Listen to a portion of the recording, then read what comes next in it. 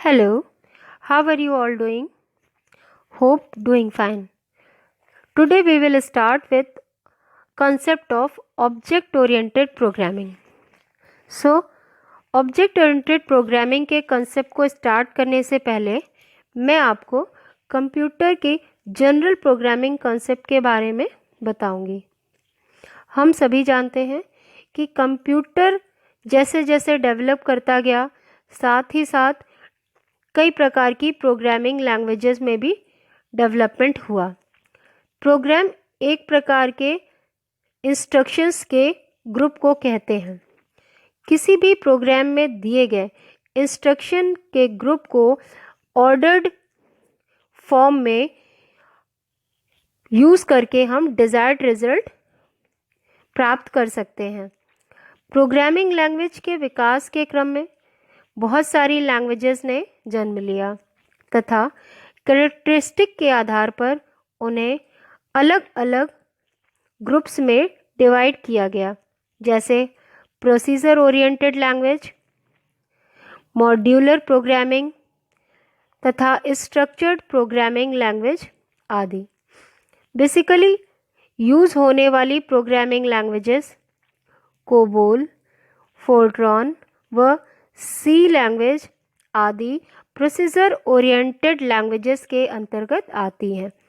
इस प्रकार की लैंग्वेज में प्रॉब्लम को अलग अलग पार्ट में छोटे छोटे सॉल्यूशंस की सहायता से सॉल्व किया जाता है। मुख्य समस्या को सॉल्व करने के लिए अलग अलग फंक्शंस बनाए जाते हैं।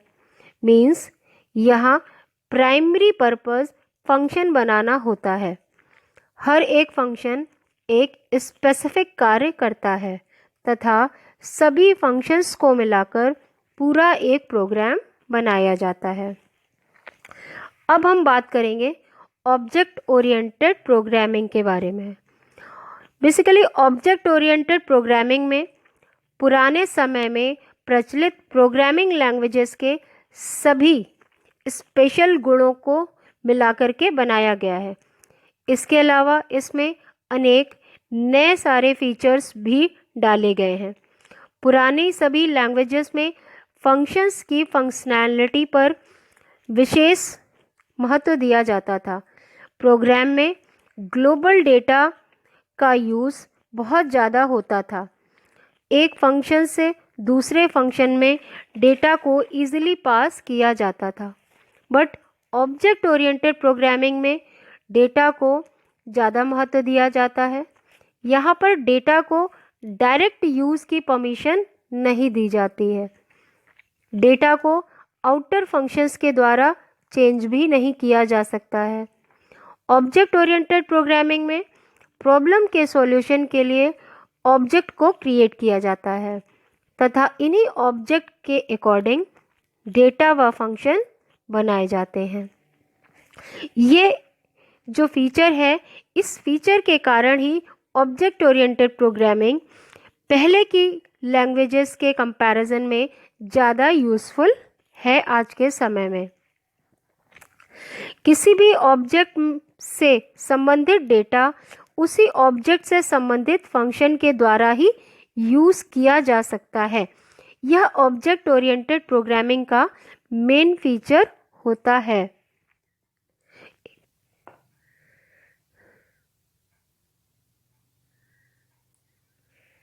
नाउ ऑब्जेक्ट ओरिएंटेड प्रोग्रामिंग के मेन फीचर्स के बारे में बात करेंगे। यहाँ आपके सामने एक कुछ लिस्ट है जिसमें कि ऑब्जेक्ट ओरिएंटेड के मेन फीचर्स को शो किया गया है।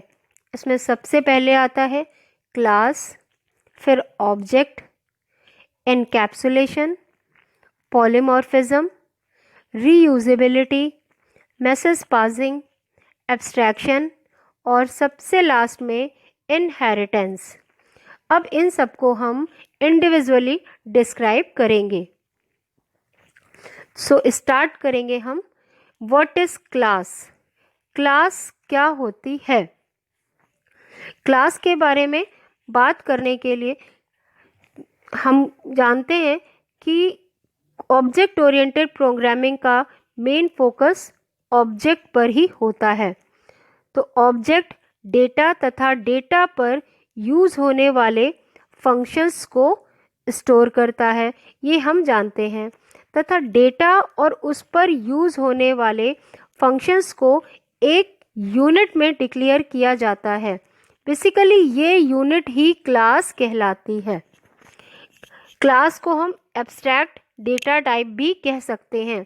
इन शॉर्ट इसे ADT भी कहा जाता है। ऑब्जेक्ट वास्तव में क्लास के वेरिएबल ही होते हैं। एक क्लास बनाने के पश्चात हम उस क्लास में कई सारे ऑब्जेक्ट बना सकते हैं अकॉर्डिंग टू नीड। एक क्लास में वेरिएबल तथा फंक्शन दो प्रकार के हो सकते हैं, प्राइवेट तथा पब्लिक। क्लास में उपस्थित वेरिएबल व फंक्शंस को जनरली मेंबर वेरिएबल तथा मेंबर फंक्शन भी कहते हैं। पब्लिक वेरिएबल तथा फंक्शन क्लास के बाहर भी यूज़ किए जा सकते हैं, जबकि प्राइवेट वेरिएबल क्लास के फंक्शंस के द्वारा ही यूज़ किया जा सकता है। अब हम बात करेंगे ऑब्जेक्ट के बारे में। जैसा कि हम जानते हैं, OOP means object oriented programming के कॉन्सेप्ट में इसका मेन फोकस ऑब्जेक्ट पर ही बेस्ड होता है। किसी भी क्लास में डेटा व फंक्शन ऑब्जेक्ट को ध्यान में रख कर ही डिक्लेयर किए जाते हैं। क्लास में डिक्लेयर किए गए डेटा में कोई वैल्यू नहीं होती है। क्लास के डेटा को कोई वैल्यू देने के लिए ऑब्जेक्ट का यूज़ किया जाना सबसे ज़्यादा आवश्यक है। ऑब्जेक्ट मेमोरी में स्पेस लेते हैं तथा मेमोरी में उनका एक फिक्स्ड एड्रेस होता है। जब भी एक प्रोग्राम को रन किया जाता है अर्थात चलाया जाता है, तो ऑब्जेक्ट आपस में एक दूसरे को मैसेज भेजकर रिलेशन इस्टेब्लिश करते हैं। फॉर एग्ज़ाम्पल, अगर हम एक एम्प्लॉय नाम की क्लास बनाते हैं तो उसके अंदर हमारा ऑब्जेक्ट एम्प्लॉय होगा और इसमें डेटा में नेम, डेट ऑफ ज्वाइनिंग एवं सैलरी आएगी और इस डेटा पर यूज़ किया जाने वाला function compute salary and add new होगा। जब इस हम प्रोग्राम को रन करेंगे तो यह ऑब्जेक्ट आपस में एक दूसरे को मैसेज भेजेगा और हमें उससे एक फाइनल रिजल्ट मिलेगा। Next, data encapsulation means encapsulation. यह वह टेक्निक है जिससे हम डेटा को और फंक्शन को एक साथ एक यूनिट में बाइंड करते हैं मीन्स बांधते हैं। इसी यूनिट को क्लास कहा जाता है। डेटा एनकैप्सुलेशन क्लास का एक मेन फीचर है। क्लास के डेटा को बाहरी कम्युनिकेशन के द्वारा यूज़ में नहीं लाया जा सकता है। इस डेटा का यूज़ केवल वो फंक्शन ही कर सकते हैं जो इसी क्लास के अंदर उपस्थित होते हैं। अब हम बात करेंगे पॉलीमॉर्फिज्म के बारे में। बेसिकली पॉलीमॉर्फिज्म एक ग्रीक वर्ड है जो पॉली व मॉर्फस दो वर्ड से मिलकर के बना है। पॉली का मीनिंग होता है बहुत तथा मॉर्फस का मीनिंग होता है रूप। अर्थात पॉलीमॉर्फिज्म एक क्वालिटी है जिसका अर्थ एक से अधिक रूप लेना है। C++ में पॉलीमॉर्फिज्म का यूज़ बेसिकली दो प्रकार से किया जा सकता है। सबसे पहले इसमें फंक्शन ओवरलोडिंग और उसके बाद ऑपरेटर ओवरलोडिंग।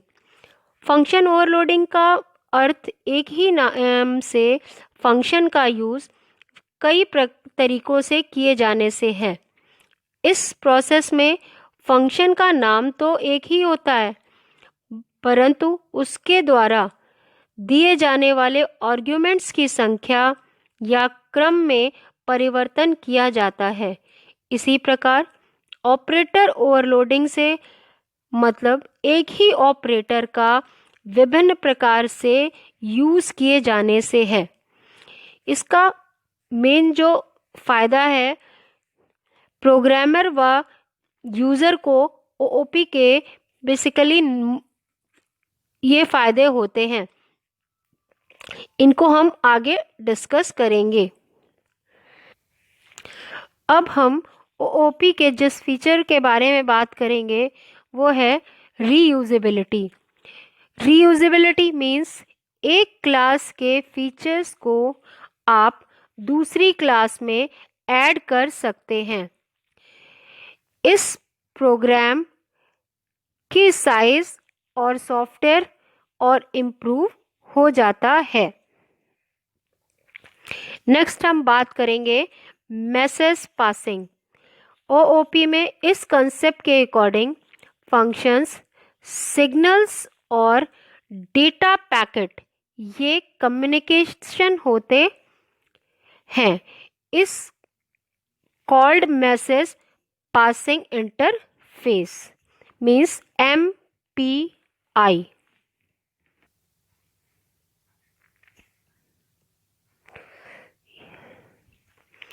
नाउ अब हम बात करेंगे डेटा एब्स्ट्रैक्शन के बारे में।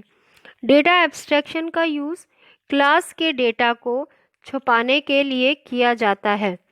इस प्रोसेस को हम डेटा हाइडिंग भी कहते हैं।